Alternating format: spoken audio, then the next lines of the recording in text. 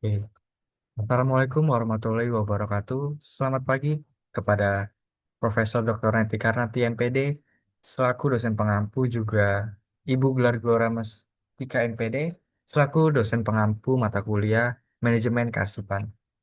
Kami dari kelompok 5 akan mempresentasikan sebuah materi dengan judul Manajemen Kearsipan dengan saya sendiri, Alvin Fernando, dengan NIM 110.362.4118. Saya Hania Aulia Fitri dengan NIM 11036240032. Saya Sazkia Naila Tusi dengan NIM 11036240076. Saya Femi Dianuraini dengan NIM 11036240005. Oke, baiklah. Selanjutnya akan dijelaskan oleh teman saya. Bisa di next.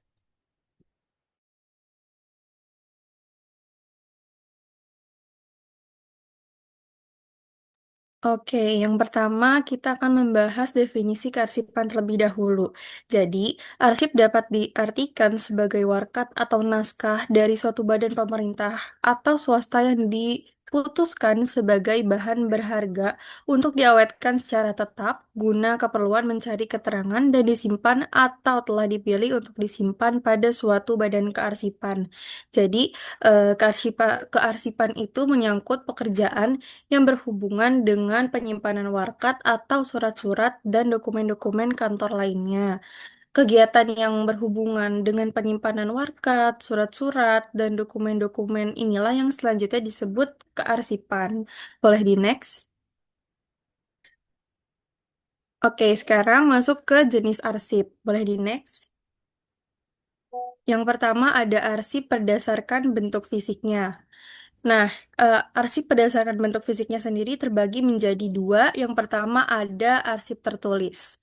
Arsip tertulis adalah arsip yang bentuk fisiknya berupa tulisan atau naskah. Arsip ini biasanya menggunakan media kertas, baik itu surat, dokumen, laporan, buku, memo, maupun catatan lainnya. Nah, arsip tertulis ini merupakan jenis arsip yang paling umum ditemukan di berbagai instansi, baik pemerintah maupun swasta. Kemudian, ada dari karakteristik arsip tertulis sendiri. Yang pertama itu menggunakan media kertas atau bahan sejenisnya. Kedua itu berisi informasi dalam bentuk lisan, tulisan, baik tulisan tangan maupun cetak. Kemudian yang ketiga itu mudah diduplikasi dan digandakan. Dan yang keempat itu rentan terhadap kerusakan fisik seperti sobek, pudar, atau terbakar. Nah, kemudian ada beberapa contoh dari arsip tertulis. Yang pertama ada surat keterangan, notulen rapat, laporan keuangan, dan ada akte kelahiran. Kemudian kita masuk ke arsip visual. Arsip visual sendiri adalah arsip yang bentuk fisiknya itu berupa gambar atau visualisasi, baik dalam bentuk foto, film, mikrofilm, slide, maupun gambar digital. Arsip visual biasanya digunakan untuk mendokumentasikan peristiwa, kondisi, atau objek tertentu secara visual sehingga dapat memberikan gambaran yang lebih nyata dibandingkan arsip tertulis. Nah, karakteristik dari arsip visual sendiri yang pertama itu berupa gambar, foto, atau video. Kemudian yang kedua itu dapat berupa media fisik, yaitu seperti foto cetak, film, maupun digital, seperti file gambar maupun video. Dan yang ketiga itu menyajikan informasi secara visual sehingga lebih mudah dipahami secara langsung. Dan yang terakhir itu rentan terhadap kerusakan cahaya, kelembapan, atau kerusakan digital yang bisa disebut biasanya tuh file korup.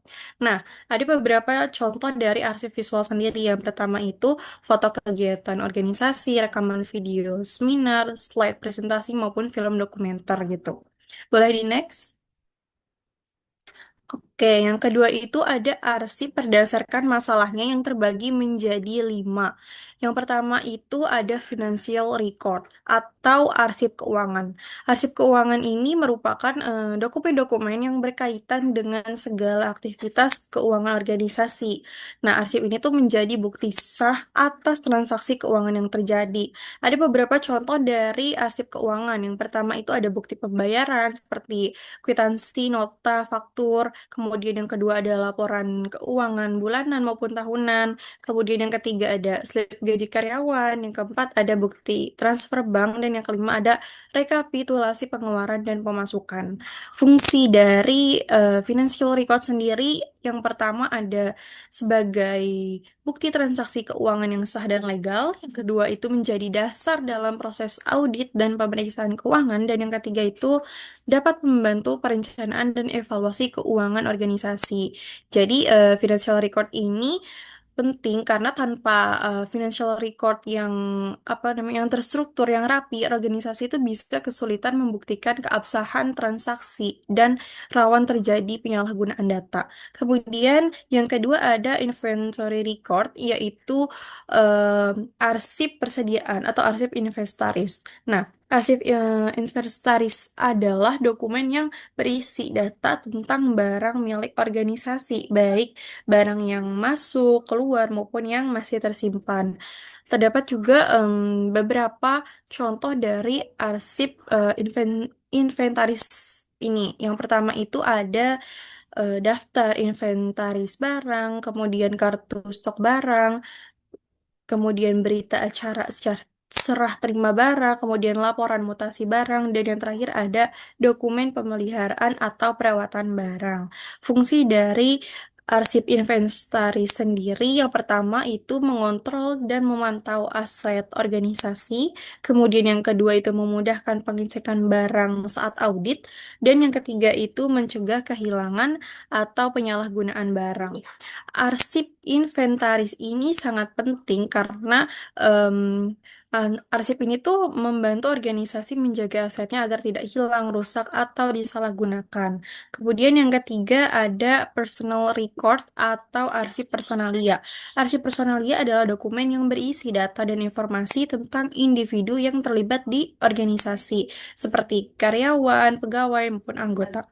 Nah, ada beberapa contoh dari arsip personalia sendiri. Yang pertama itu ada daftar riwayat hidup atau CV, kemudian ada surat keputusan pengangkatan, mutasi, maupun pemberhentian suatu karyawan. Kemudian yang ketiga itu ada data absensi dan kehadiran. Yang keempat itu ada penilaian kinerja pegawai, dan yang terakhir itu ada dokumen pelatihan dan sertifikat. Fungsi dari arsip ini adalah yang pertama sebagai dasar administrasi kepegawaian, seperti yang tadi sudah dijelaskan, seperti pengangkatan, promosi, mutasi, dan pensiunan seorang karyawan. Kemudian yang kedua itu untuk mendukung pengelolaan sumber daya manusia, dan yang ketiga itu sebagai referensi saat penilaian kerja atau pemberian penghargaan. Jadi arsip personalia ini tuh memastikan bahwa setiap pegawai itu memiliki rekam jejak yang jelas dan terdata dengan baik oleh instansi. Kemudian yang keempat itu ada sales record atau arsip penjualan. Arsip penjualan adalah dokumen yang berkaitan dengan aktivitas penjualan barang atau jasa oleh organisasi.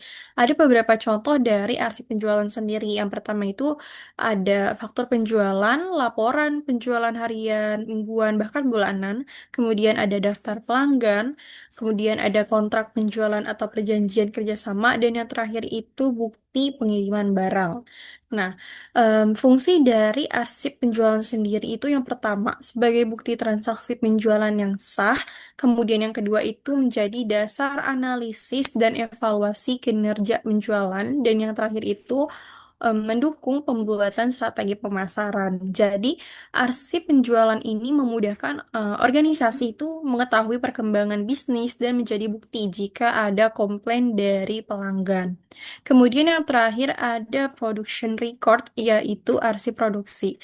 Arsip produksi sendiri adalah dokumen yang berisi data dan informasi tentang proses produksi barang atau jasa di organisasi. Nah, ada beberapa contoh dari arsip produksi sendiri. Yang pertama itu Ada laporan produksi harian atau mingguan, kemudian yang kedua itu ada daftar penggunaan bahan baku, kemudian yang ketiga itu ada jadwal produksi, yang keempat itu ada standar operational procedure atau SOP produksi, dan yang kelima itu ada laporan hasil produksi dan kualitas produk. Nah, fungsi dari production record sendiri, yang pertama ada sebagai dasar evaluasi proses produksi, kemudian sebagai kontrol kualitas produk, dan sebagai perencanaan produksi ke depannya.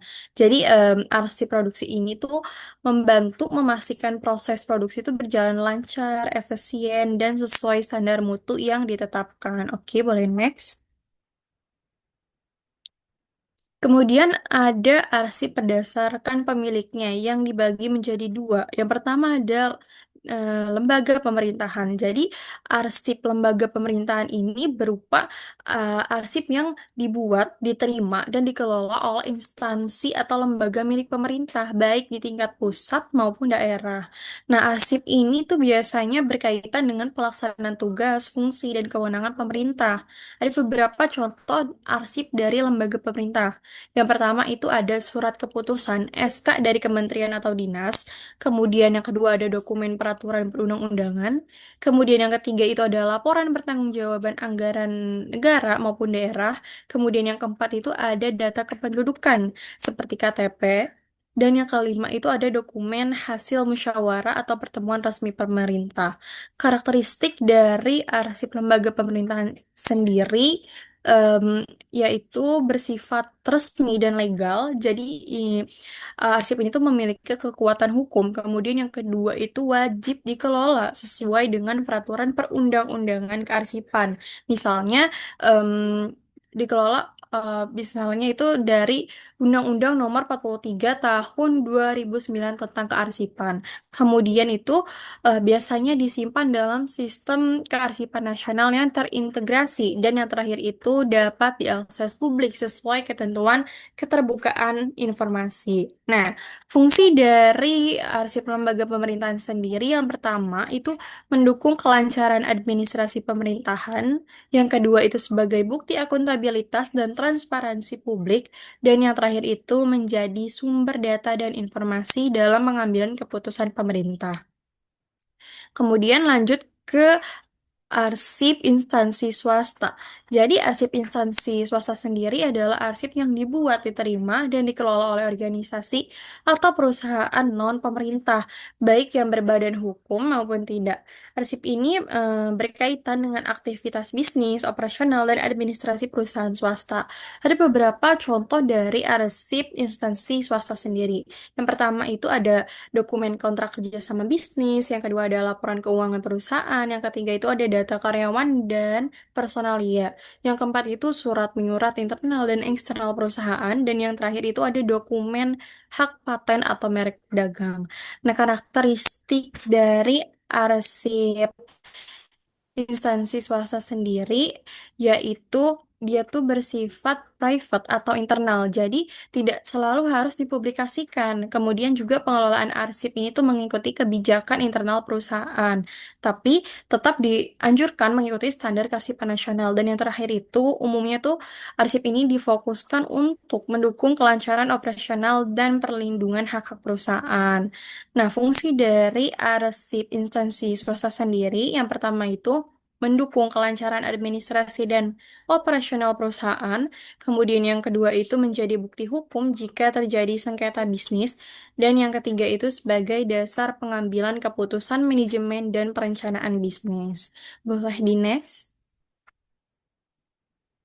Oke, kemudian ada arsip berdasarkan kepentingannya dan terbagi menjadi 5. Yang pertama, sebelumnya saya izin jelaskan dulu. Jadi pengelompokan arsip berdasarkan kepentingannya itu merupakan cara yang sistematis untuk mengklasifikasikan arsip menurut tingkat urgensi dan nilai strategisnya bagi organisasi. Nah, klasifikasi ini tuh penting banget agar pengelolaan arsip itu dapat disesuaikan dengan prioritas perlindungan, penyimpanan, dan aksesibilitasnya. Dengan demikian, organisasi dapat menjamin kelangsungan operasional, perlindungan hukum, dan efisiensi penggunaan sumber daya. Nah, masuk yang pertama ada vital record atau arsip vital. Arsip vital adalah dokumen yang sangat penting dan tidak dapat digantikan apabila hilang atau rusak. Arsip ini menjadi syarat mutlak agar organisasi itu dapat bertahan dan beroperasi, terutama dalam situasi darurat.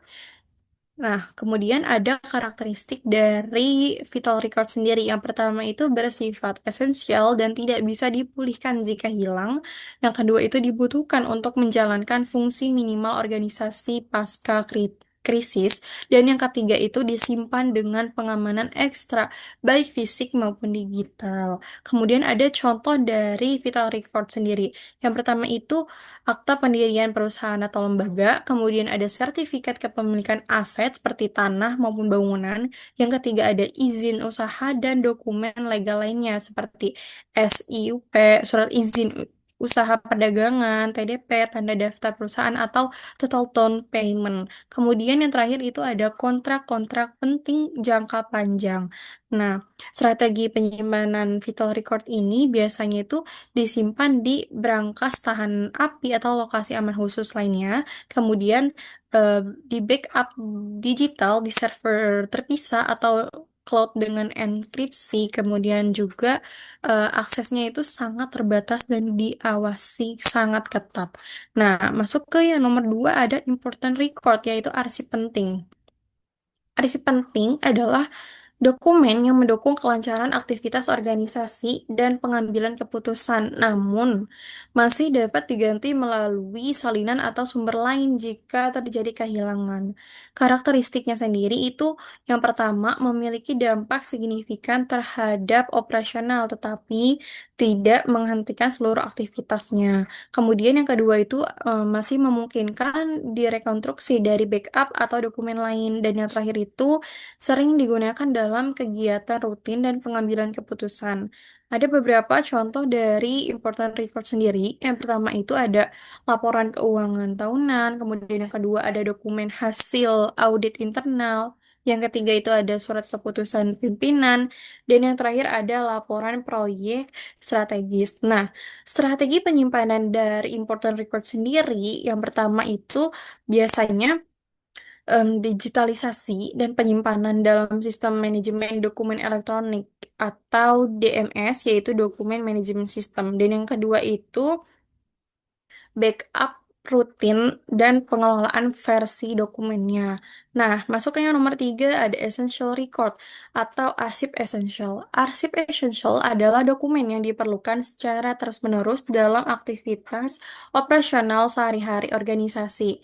Kehilangan arsip essential ini tuh tidak menyebabkan disfungsi besar ya, karena dokumen tersebut relatif mudah diperoleh kembali. Nah, karakteristik dari essential record sendiri yang pertama ada sering diakses dan digunakan dalam pekerjaan rutin, kemudian itu mendukung efisiensi dan efektivitas pelaksanaan tugas, dan yang terakhir itu mudah direproduksi jika hilang. Ada beberapa contoh dari essential record. Yang pertama itu data kepegawaian, seperti absensi, cuti, maupun mutasi seorang karyawan. Yang kedua itu ada formulir formulir operasional, yaitu contohnya permintaan pembelian ataupun nota dinas. Kemudian juga ada jadwal kerja dan surat masuk maupun surat keluar harian.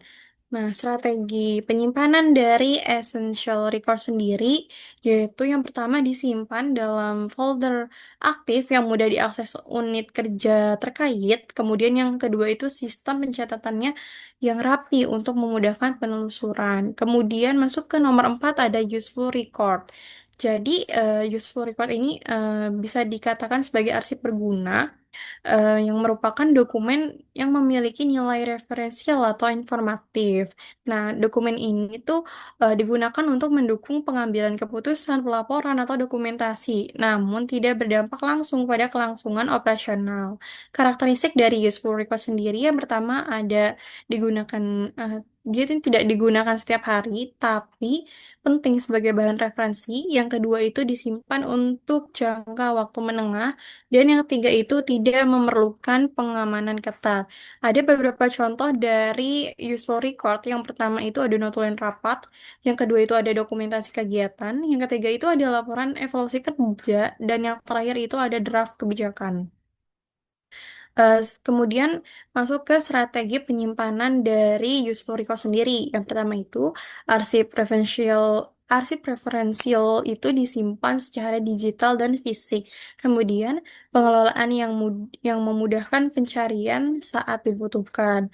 Nah, masuk ke nomor 5 ada confidential record, yaitu arsip rahasia. Arsip rahasia sendiri adalah dokumen yang berisi informasi sensitif dan strategis yang dimana jika bocor atau disalahgunakan itu dapat menimbulkan kerugian besar, baik secara finansial, reputasi, maupun hukum. Karakteristik dari confidential record sendiri, yang pertama itu aksesnya tuh sangat terbatas hanya untuk pihak berwenang. Kemudian yang kedua itu harus dijaga kerahasiaannya dengan sistem keamanan berlapis. Dan yang terakhir itu memerlukan perlindungan ekstra secara fisik dan digital. Ada beberapa contoh dari confidential record. Yang pertama itu seperti data pribadi pegawai, seperti NIK-nya, catatan medisnya. Kemudian yang kedua itu strategi bisnis jangka panjang suatu organisasi. Kemudian yang ketiga itu adalah laporan investigasi internal. Dan yang terakhir itu ada rencana anggaran rahasia atau proyek strategis atau pertahanan ya. Kemudian bagaimana strategi penyimpanan dari confidential record sendiri? Yang pertama itu bisa dengan enskripsi dokumen digital, kemudian yang kedua itu bisa dengan penyimpanan di server lokal dengan firewall dan proteksi keamanan yang tinggi, dan yang terakhir itu penggunaan sistem otoritas akses seperti password dan biometrik. Jadi eh, dapat dikatakan ya, mengoptimalkan penggunaan berdasarkan kepentingannya itu merupakan bagian penting dalam manajemen arsip saat ini. Boleh di next? Nah, kemudian ada arsip berdasarkan fungsinya yang terbagi menjadi dua. Yang pertama ada arsip dinamis. Jadi, arsip dinamis ini adalah arsip yang masih aktif digunakan dalam kegiatan sehari-hari organisasi atau instansi. Nah, arsip ini tuh terus berkembang seiring dengan proses administrasi dan operasional yang berjalan.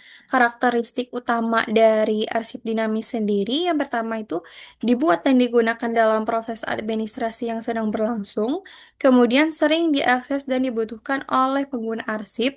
Yang ketiga itu harus dikelola agar mudah diakses dan cepat ditemukan.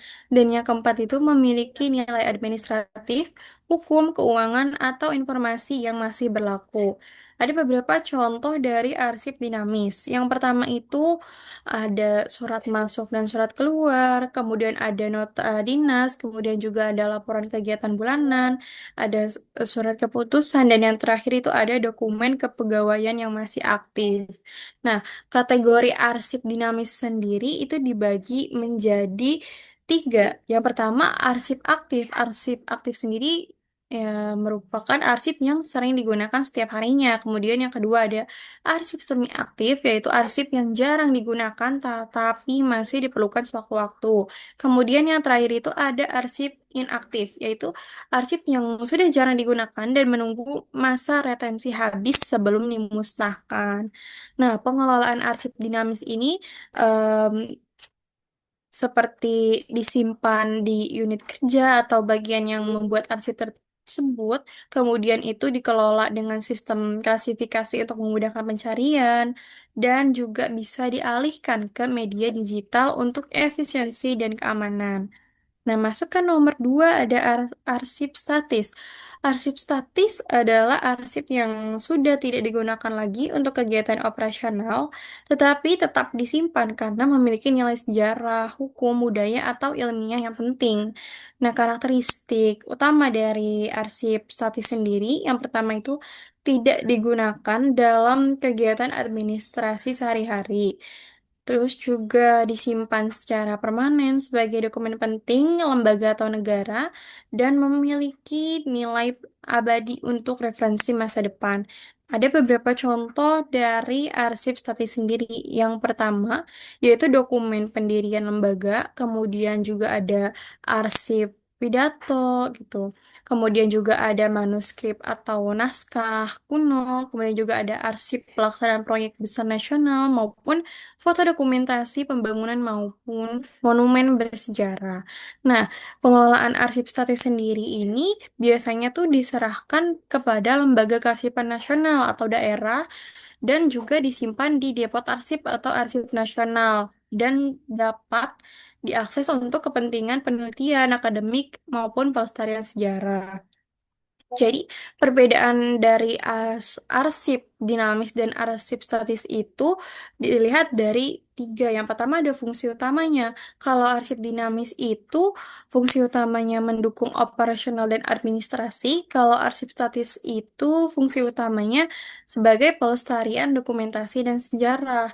Kemudian dari segi lokasi penyimpanannya, kalau arsip dinamis ini tuh unit pengelola atau unit kerja. Kalau arsip statis itu lembaga kearsipan nasional atau daerah. Kemudian yang terakhir dari segi nilai gunanya, kalau arsip dinamis ini sebagai administratif dan operasional, kalau arsip statis ini nilai gunanya sebagai historis, hukum, dan budaya.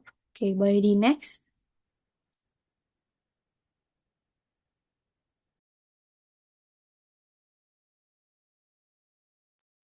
Baik, selanjutnya saya akan melanjutkan pemaparan tentang pengelolaan kearsipan, yaitu proses di mana mengatur dokumen itu agar rapi, mudah ditemukan kembali, dan tersimpan dengan aman.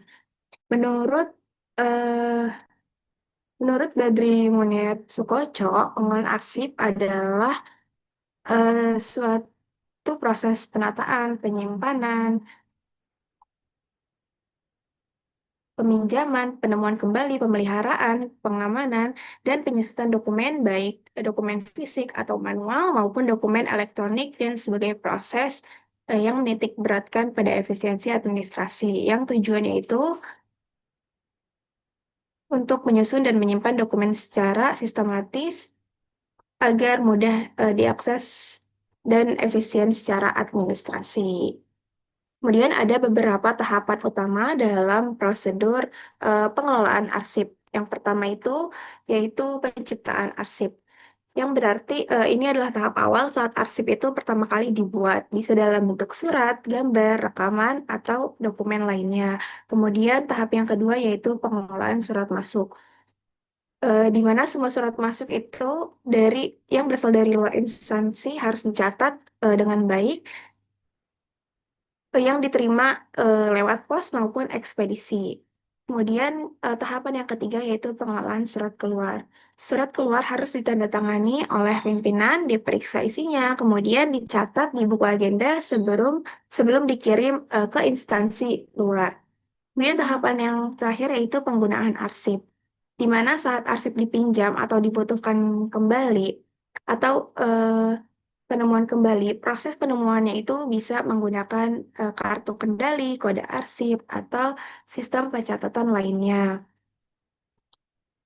Saya juga ingin menambahkan sedikit dasar hukum terkait pengelolaan kearsipan, di mana terdapat dalam Undang-Undang Nomor 43 Tahun 2009 Pasal 9 disebutkan bahwa arsip itu dibagi menjadi dua, yaitu arsip dinamis dan statis, seperti yang tadi sudah dijelaskan.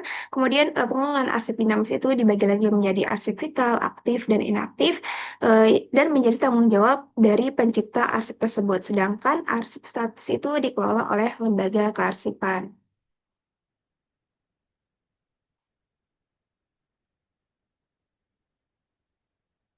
Oke, selanjutnya saya akan melanjuti pembahasan mengenai langkah-langkah penyusutan arsip.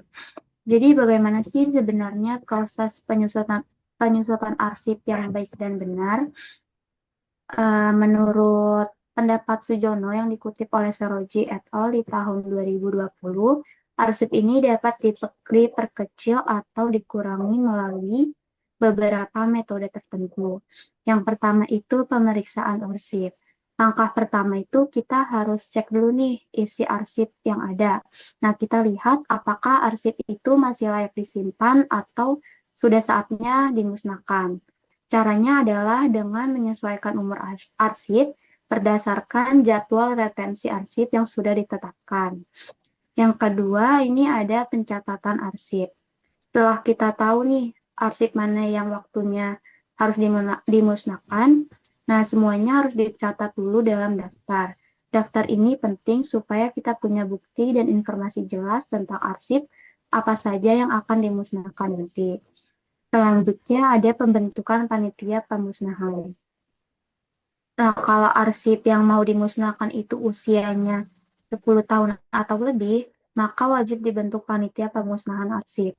Tapi kalau arsipnya kurang dari 10 tahun, bisa langsung dimusnahkan oleh unit pengelola arsip tanpa panitia.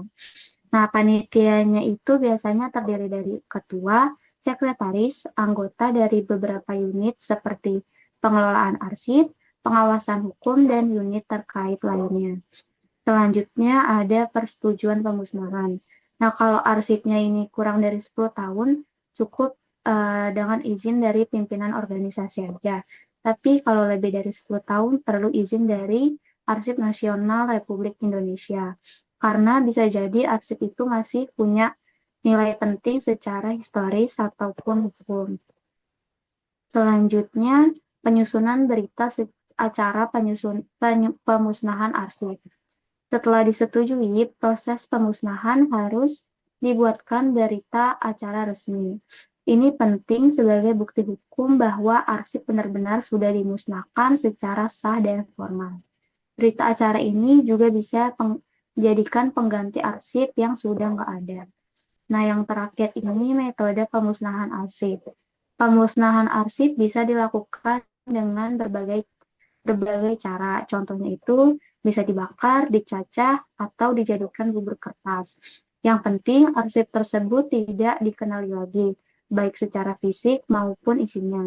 Nah, proses ini juga harus disaksikan minimal oleh 2 pejabat dari bidang hukum, pengawasan, atau yang berkaitan. Mereka nantinya juga akan menandatangani di berita acara sebagai saksi. Boleh di next. Nah, selanjutnya ini ada perlengkapan arsip.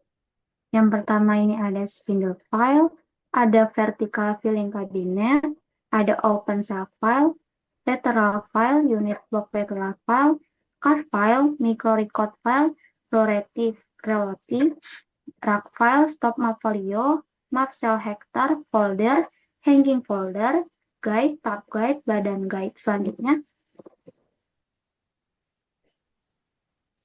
Selanjutnya ada ordner, stapler, numerator, perforator, kotak atau box, alat sortir, label, tickler file, dan cardex. Boleh di next.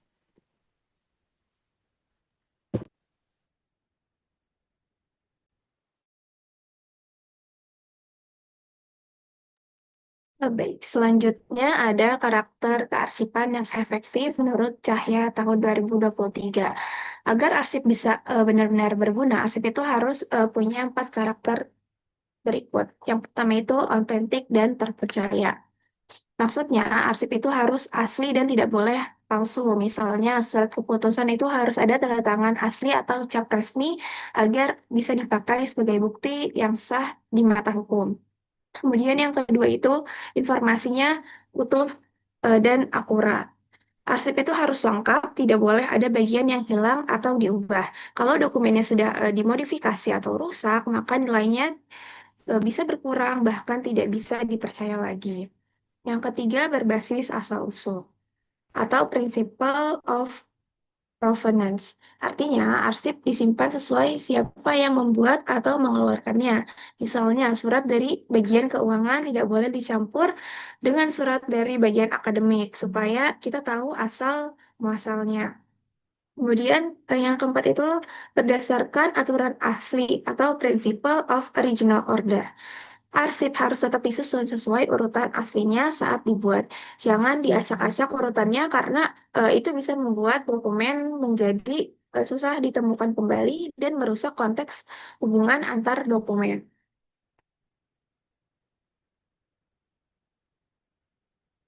Selanjutnya, ciri-ciri kearsipan yang baik. Kalau kita ingin sistem kearsipan di kantor atau suatu organisasi berjalan dengan lancar, maka sistem tersebut harus memenuhi beberapa syarat. Yang pertama, mudah dilaksanakan. Artinya, semua staf itu bisa menjalankan sistem kearsipan tanpa bingung atau butuh pelatihan yang rumit. Kemudian yang kedua, murah. Yang kedua, mudah dimengerti. Seperti yang pertama, jadi semua staf itu mengerti tentang sistem kearsipan yang dipakai di suatu kantor. Yang ketiga, murah atau ekonomis. Yang berarti tidak memerlukan biaya yang banyak, baik dari segi alat, tenaga, atau ruang. Kemudian yang keempat, itu tidak makan tempat. Yang berarti penyimpanannya itu tidak menghabiskan banyak ruang, apalagi jika arsipnya itu banyak. Jadi bisa menggunakan alat-alat kearsipan yang sudah disebutkan sebelumnya. Kemudian yang kelima itu mudah dicapai. Kemudian yang keenam cocok bagi organisasi. Yang berarti sistemnya itu sesuai dengan jenis dan kegiatan yang ada di organisasi tersebut. Karena setiap organisasi itu memiliki dan punya kebutuhan yang berbeda. Kemudian yang tujuh itu fleksibel atau luas, di mana arsip itu sebagai bisa digunakan di berbagai bagian dari organisasi tersebut dan bisa menyesuaikan jika ada perubahan atau perubahan struktur atau kegiatan. Kemudian yang kedelapan itu dapat mencegah kerusakan dan kehilangan. Yang berarti sistem kearsipan itu harus bisa melindungi arsip dari hal-hal seperti kelembapan, kebakaran, atau tercecer. Kemudian yang kesembilan atau terakhir itu mempermudah pengawasan, di mana kita itu bisa tahu siapa yang membuka, meminjam suatu arsip, dan memastikan arsip itu selalu dalam kondisi yang aman. Jadi dapat disimpulkan kalau arsipnya itu tertata, maka informasi yang dibutuhkan itu cepat ditemukan, kemudian resiko kehilangan dokumen itu kecil, dan pengambilan keputusan itu jadi lebih tepat. Sedangkan kalau arsipnya itu berantakan, justru akan menimbulkan masalah yang serius seperti keterlambatan kerja, dan kehilangan data yang penting.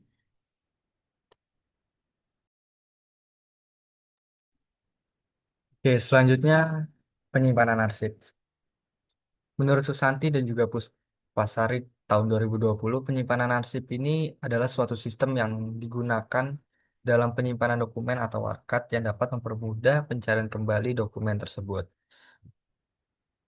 Dan penyimpanan arsip ini memiliki beberapa kriteria untuk perusahaan atau instansi untuk mempermudahkan mereka mencari arsipnya, dimulai dari ada sistem tanggal, abjad, nomor, wilayah, ataupun subjek dan juga pokoknya.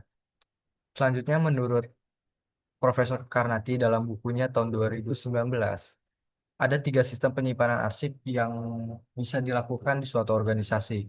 Yang pertama, penyimpanan terpusat atau sentralisasi. Ini adalah penyimpanan yang dipusatkan di suatu unit khusus yang biasanya itu disebut sebagai sentral arsip. Dan sentralisasi ini semua dokumen yang ada di organisasi tersebut disimpan di sebuah pusat penyimpanan. Selanjutnya adalah penyimpanan desentralisasi. Penyimpanan ini menyerahkan pengelolaan ataupun penyimpanan dokumen pada setiap masing-masing unitnya. Jadi mereka punya unitnya tersendiri, mereka punya sebuah ruangannya sendiri mungkin. Jadi mereka bisa dibilang secara terpisah. Adapun sistem kombinasi yaitu dari sentralisasi dan juga desentralisasi, tentu saja ini artinya menggabungkan kedua sistem tersebut dengan dengan cara atau keperluan untuk meminimalisir kesalahan ataupun kelemahan dari kedua sistem tersebut. Jadi digunakan kombinasi ini supaya masing-masing penyimpanan dokumen sendiri itu di bawah kontrol sistem yang terpusat dan juga lebih baik. Bisa di next.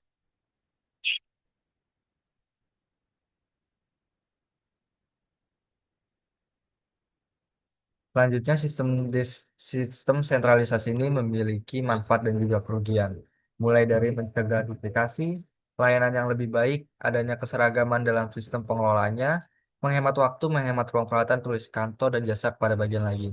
Manfaat ini karena sistemnya terpusat, tentu saja ini mencegah duplikasi, mencegah adanya double dokumen dari perusahaan tersebut, organisasi tersebut. Tentu saja ini memiliki juga keseragaman, jadi ada satu sistem pengelolaannya itu tidak ribet atau tidak terlalu susah karena dia terpusat, jadi memiliki satu sistem yang pasti.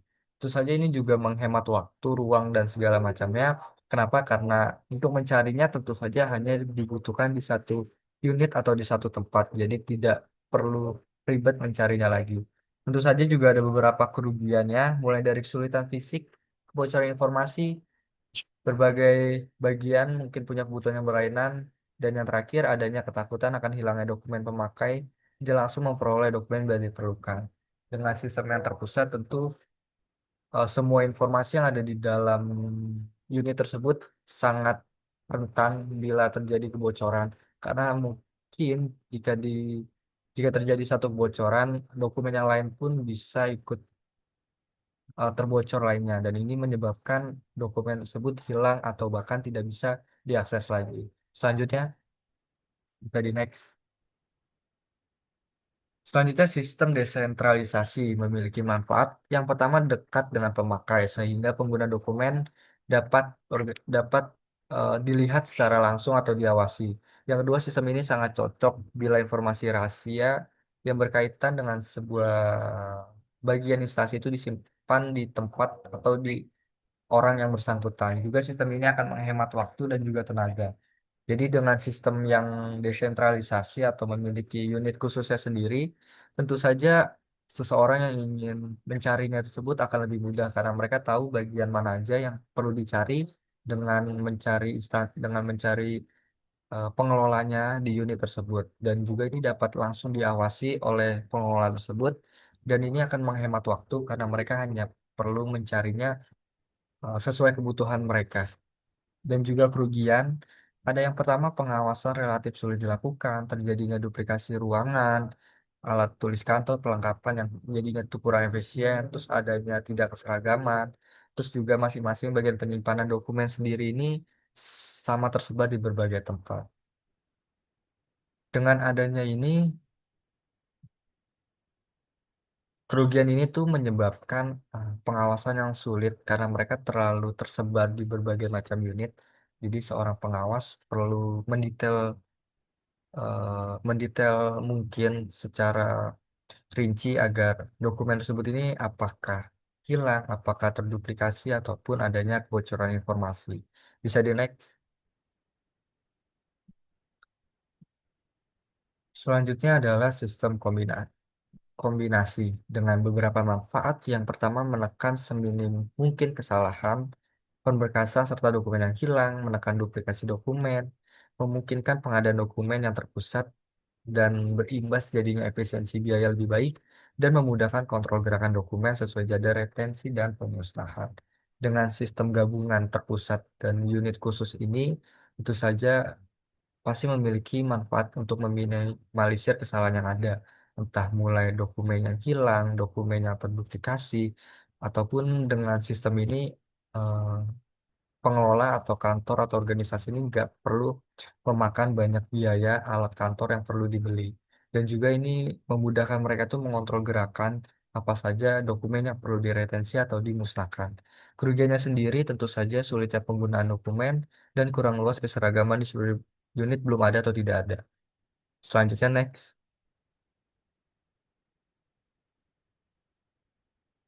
Selanjutnya ada penemuan kembali arsip yang diambil dari buku Karnati 2019 dalam buku dengan judul Manajemen Perkantoran, Analisis Teori dan Aplikasi dalam Organisasi Pendidikan.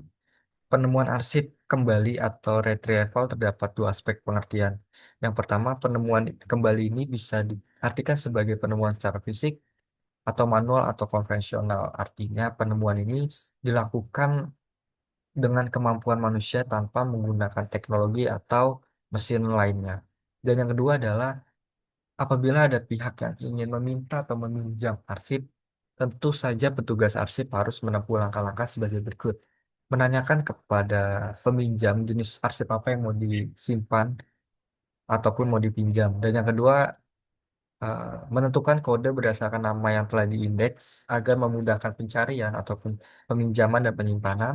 Dan yang ketiga adalah melihat kartu indeks untuk melihat kode arsip. Dan yang keempat adalah mengambil arsip dari tempat penyimpanannya berdasarkan kode dan mengganti dengan bon pinjam arsip.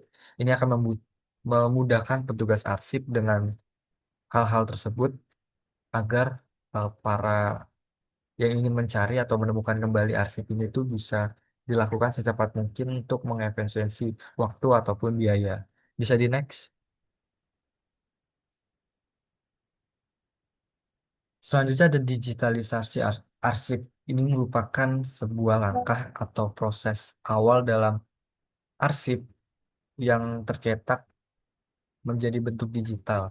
Atau arsip digital ini tuh bisa disebut juga sebagai elektronik arsip yang banyak sudah dipraktekkan di seluruh sektor perusahaan atau organisasi apapun yang ada di dunia ini. Adapun arsip konvensional ini adalah kebalikan dari digital arsip yang tercatat bahwa arsip ini menggunakan media kertas, entah tulisan tangan ataupun ketikan, tetapi berupa fisik.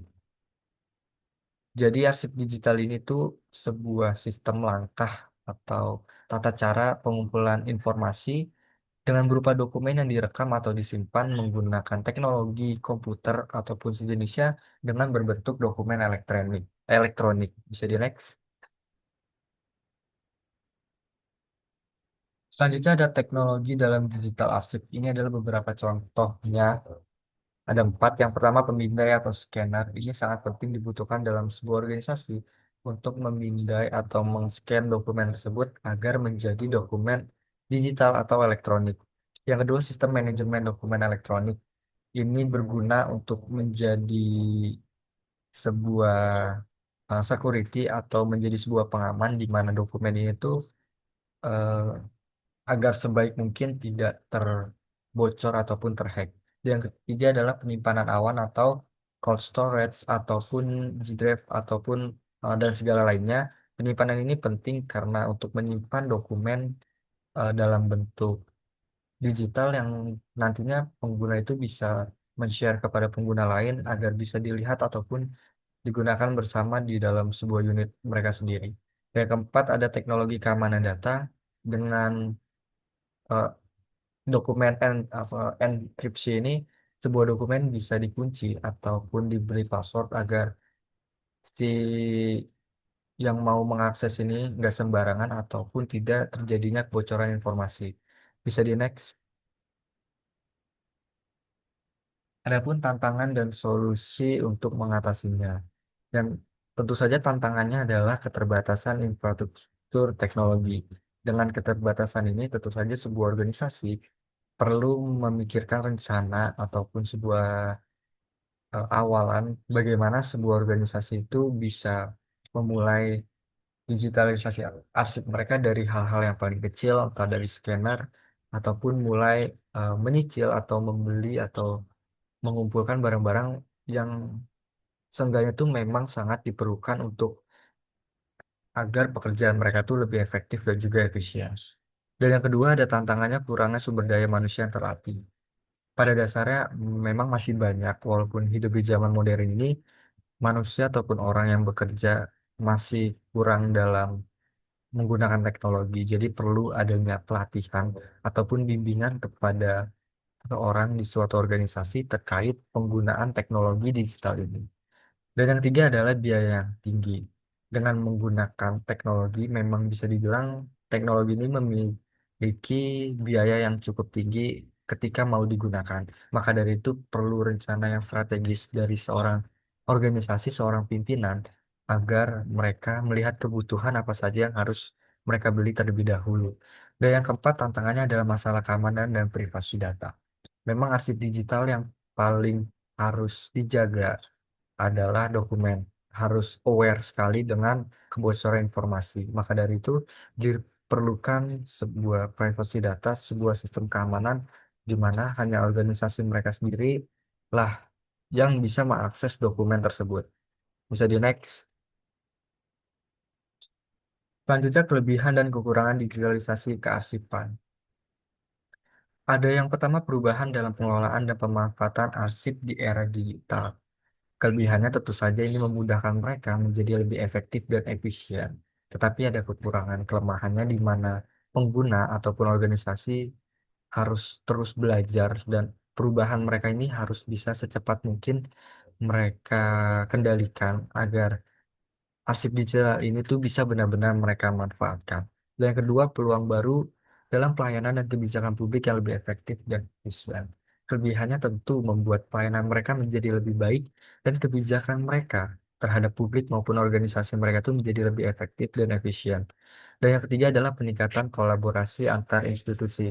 Kelebihannya ini bisa membuat mereka menjadi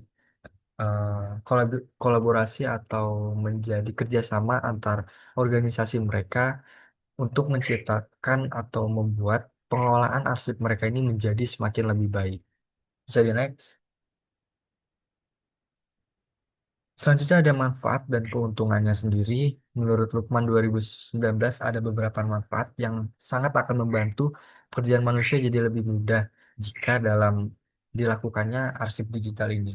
Tentu saja yang pertama ada kemudahan pengelolaan dan akses arsip. Jadi mereka akan memudahkan pengelolaan mereka ataupun mencari karena tidak perlu secara fisik mencarinya secara langsung. Mereka hanya perlu menemukannya secara digital, teknologi secara komputer. Mereka hanya memerlukan atau mencari kata kunci, kode, dan sebagainya macam lainnya. Dan yang kedua tentu saja keamanan jauh lebih terjamin. Walaupun memiliki keamanan yang terjamin, tentu saja memiliki kelemahan atau kekurangannya, mulai dari kebocoran data ataupun hack. Dan yang ketiga, fasilitas pencarian dokumen. Dan yang keempat, lebih dinamis dan statis. Dengan fasilitas digital, ini akan memudahkan mereka tuh pencarian atau membuat dokumen ini tuh menjadi lebih mudah. Secara dokumen secara yang sudah dijelaskan, secara dinamis ataupun statis. Dan yang kelima ini, kecepatan dan ketetapan. Dengan digital ini mereka lebih tepat dan juga lebih cepat dalam mencari ataupun menyimpan sebuah dokumen. Karena mereka hanya perlu mencari kata kuncinya saja ataupun kodenya saja. Dan akan menuju paperless society. Ini akan mengurangi yang namanya penebangan pohon secara sembarangan ataupun penebangan secara liar. Jadi dengan hal ini diharapkan bahwa dunia ini bisa memiliki oksigen yang lebih baik, jadi mengurangi eh, hambatan atau mengurangi sesuatu yang kurang baik bagi manusia itu sendiri. Dan yang ketujuh ialah manajemen pengawasan menjadi lebih mudah dan meningkatkan pelayanan umum. Dengan sistem digital ini akan mengawasi lebih mudah dan juga akan meningkatkan pelayanan umum mereka karena mereka bisa melihat secara real time, secara langsung apa saja yang perlu diawasi dan apa saja yang perlu ditingkatkan dalam pelayanan umum mereka. Bisa di next. Selanjutnya kesimpulan oleh rekan saya. Yang terakhir ini adalah kesimpulan. Manajemen kearsipan yang efektif sangat penting dalam administrasi perkantoran ataupun pendidikan untuk memastikan penyimpanan, pengelolaan, dan penemuan kembali informasi secara efisien dan aman. Nah, dengan kemajuan teknologi, digitalisasi arsip menjadi solusi modern yang mendukung efisiensi, keamanan, dan konsep paperless society. Meskipun masih menghadapi tantangan seperti keterbatasan infrastruktur, kekurangan tenaga ahli, dan biaya tinggi. Nah, oleh karena itu, kombinasi antara metode konvensional dan digital yang mempertimbangkan aspek keamanan, aksesibilitas, dan keberlanjutan menjadi langkah yang strategis.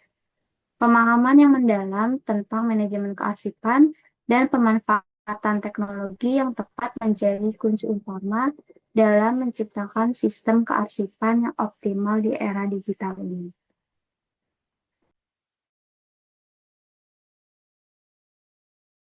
Oke, jadi itu adalah pemaparan dari kelompok kami. Diharapkan pendengar ataupun pembaca, informasi yang kami sampaikan ini bisa bermanfaat atau berguna bagi kalian. Jika ada salah kata dari kami, mohon dimaafkan dan dibukakan pintu maaf selebar-lebarnya. Sekian dari kami. Wassalamualaikum warahmatullahi wabarakatuh. Selamat siang semua.